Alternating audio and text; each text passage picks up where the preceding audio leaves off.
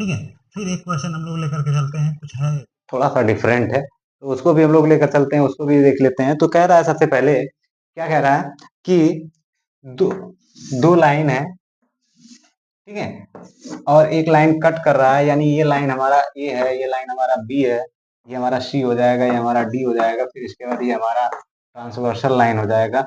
ये लाइन ई पॉइंट पे और एफ पॉइंट पे कट कर रहा है, ठीक है, टू डिस्टिंक्ट पॉइंट पे कट कर रहा है, ठीक है। तो अब इसके बाद ये एंगल हमारा कितना हो जाएगा, 1 हो जाएगा, ये हमारा 2 हो जाएगा, ये हमारा थर्ड हो जाएगा, ये हमारा फोर्थ हो जाएगा, फिर इसके बाद फिफ्थ, 6, 7 एंड 8, ये आ गया। फिर इसके मतलब क्वेश्चन में कह रहा है कि लाइन ए बी पैरेलल क्या है, सी डी। ए बी जो है पैरेलल है किसके, सी डी के है, ठीक है। तो यहां से एक बात समझ में आ गई। फिर इसके बाद इसी क्वेश्चन में एक चीज और भी कह रहा है, क्या कह रहा है कि angle 2 is a ratio of angle 1 equals to 5:4, यानी कह रहा है कि इन दोनों एंगल के बीच का जो रेशियो वो क्या है, 5:4, क्या है, 5:4।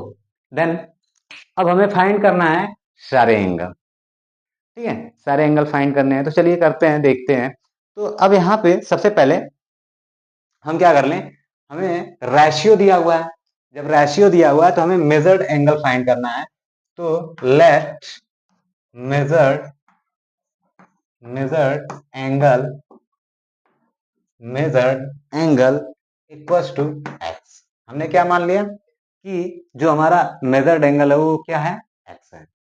देन ठीक है, अब इसके बाद हमें क्या हो जाएगा, एंगल टू इक्वल्स टू कितना हो जाएगा, एंगल टू का जो रेशियो दिया है कितना दिया है, 5 है, तो मेजर्ड एंगल का मल्टीप्लाई कर देंगे, क्या हो जाएगा, 5x हो जाएगा। फिर इसके बाद एंगल 1 का रेशियो कितना दिया है, 4 है, तो इसमें हम मेजर्ड एंगल का ये कर लेंगे, तो ये हमारा कितना आ जाएगा, 4x आ जाएगा। क्लियर, इतनी बात समझ में आ गई। अब इसके बाद हम लोग क्या करते हैं कि हमें पता चल गया कि ये एंगल हमारा कितना है, 5x है, और ये हमारा कितना है, 4x है। और हमें पता है कि एक स्ट्रेट लाइन पे हमारा जो एंगल बनता है वो कितने का बनता है, ये हमारा ई पॉइंट है, ये हमारा ए हो गया, ये हमारा बी हो गया, ये हमारा टी हो जाएगा, ठीक है। ये हमारा एंगल 5x हो गया, ये हमारा कितना हो गया, 4x हो गया, ठीक है। अब इसके बाद हम करते क्या है कि angle A E B equal to कितना होता है, 180 डिग्री होता है। फिर इसके बाद angle A E B equal to A E T plus angle T E B, ये हो गया, ठीक है। तो यहाँ पे ए ई बी की वैल्यू कितना हो जाएगा, 180 डिग्री हो जाएगा, 180 डिग्री रख लिया। फिर इसके बाद ए ई टी की वैल्यू कितना दिया है, 5x दिया है, 5x लिख लिया। फिर टीईबी की वैल्यू कितना दिया है, 4x रखा है, 4x कर लीजिए। इन दोनों को ऐड कर लेंगे तो हमारा कितना आ जाएगा, 180 degree equal to 180 degree 5 plus 4 कितना हो जाएगा, 9x हो जाएगा। फिर इसके बाद इस 9 को इधर ट्रांसफर कर दीजिए, इधर मल्टीप्लाई, इधर आएगा क्या होगा, डिवाइड होगा। तो then x equal to 180 divide by 9 equal to क्या हो जाएंगे, 20 डिग्री। x इक्वल टू कितना आ गया, 20 डिग्री। देन क्या करेंगे, अब ये वैल्यू हम यहाँ पे पुटअप करेंगे, तो यहाँ पे हमें क्या मिल जाएगा, 25 इंटू 20 इक्वल टू क्या आ जाएगा, 100 डिग्री, 100 डिग्री। और यहाँ पे रखेंगे तो 4 इंटू 20 इक्वल टू क्या हो जाएगा, 80 डिग्री आ जाएगा। क्लियर, ये बात समझ में आ गई। यानी हमें एंगल 1 कितना मिल गया, 80 डिग्री, और एंगल 2 कितना मिल गया, 100 डिग्री। ये बात समझ में आ गई, ठीक है। अब इसके बाद अब यहीं से सारा खेल हम लोग कर लेते हैं। तो जैसा कि पिछले क्वेश्चन में मैंने लिख ही दिया था, ठीक है, ये इस एंगल का वर्टिकली अपोजिट कौन सा होगा, ये होगा। इसका करस्पॉन्डिंग क्या होगा, ये होगा, ठीक है। इसका अपोजिट क्या होगा, ये होगा। क्लियर सी, जाहिर सी बात है, ठीक है। यानी ये 80 है तो ये भी हमारा 80 होगा, ये भी हमारा 80 होगा, ये भी हमारा 80 होगा। बात समझ में आ गई। तो लिख लेते हैं एंगल 1 लिखना पड़ेगा आपको। लिखना क्या पड़ेगा कि angle 1 and angle third is vertically opposite. Vertically opposite. तो वर्टिकली अपोजिट जितने जितने हैं उसको सब कर लेते हैं। एंगल 5 इक्वल्स टू एंगल 7, ये भी हमारा क्या है, वर्टिकली अपोजिट है। ठीक है। Angle third equals to angle third and angle fifth.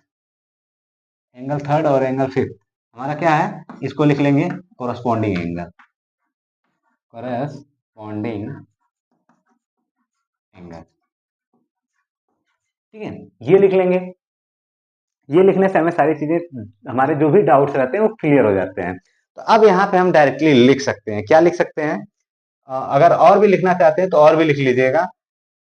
Vertically opposite, ठीक है, ये तो इसके लिए हो जाएगा फर्स्ट कंडीशन के लिए। तो फर्स्ट कंडीशन के लिए हमारा क्या हो जाएगा, angle 1 equal to angle third equal to angle fifth equal to angle 7 equal to कितना आ जाएंगे, 80 डिग्री। ठीक है, ये कंडीशन हो गई। अब इसके बाद आप अगर लिखना चाहते हैं तो लिख लीजिएगा कि एंगल 2 इक्वल टू एंगल 4 और angle 6 equal to angle 8 is a vertically opposite angle. ठीक है, लिख लीजिएगा। ये क्या हो गया, वर्टिकली हो गया, वर्टिकली अपोजिट हो गया। ठीक है, ठीक है, वर्टिकली अपोजिट हो गया। फिर इसके बाद angle 4 and angle 6, angle 4 equal to angle 6, ये हमारा क्या हो गया, कोरस्पॉन्डिंग हो गए। ठीक है, ये कोरस्पॉन्डिंग एंगल हो गए। अब यहाँ पे हम आसानी से लिख सकते हैं, क्या लिख सकते हैं कि angle 2 plus angle 4, angle 2 equal to angle 4 equal to angle 6 equal to angle 8 equal to 100 degree हो गई। क्लियर, ये बात समझ में आ गई। तो ठीक है, ये क्वेश्चन इसी तरीके से सॉल्व किए जाते हैं। तो इनको सॉल्व करने का तरीका भी आप लोग देख लीजिए। बाकी रही बात न्यूमेरिकल सॉल्व करने की और चीज़ों को समझाने की, तो वो मैंने अपने तरीके से, हमने आपको बेस्ट तरीका देना चाहा है, देख लीजिएगा। ठीक है, अगर इसमें अगर कहीं भी कोई दिक्कत हो आप मुझे कमेंट करें। ठीक है, मैं आपके सारे सवालों का जवाब दूंगा, आपके हर प्रॉब्लम को सॉल्व करने की कोशिश करूंगा। आप लोग क्या कहते हैं, मुझे न्यूमेरिकल्स, अगर आप लोग जितना भी न्यूमेरिकल्स मुझे अगर कमेंट कर सकते हैं, कमेंट करिए, मैं आपके सारे न्यूमेरिकल्स को सॉल्व करने की कोशिश जरूर करूंगा और आपके पास तक पहुंचाने की भी। ठीक है, ओके, थैंक यू।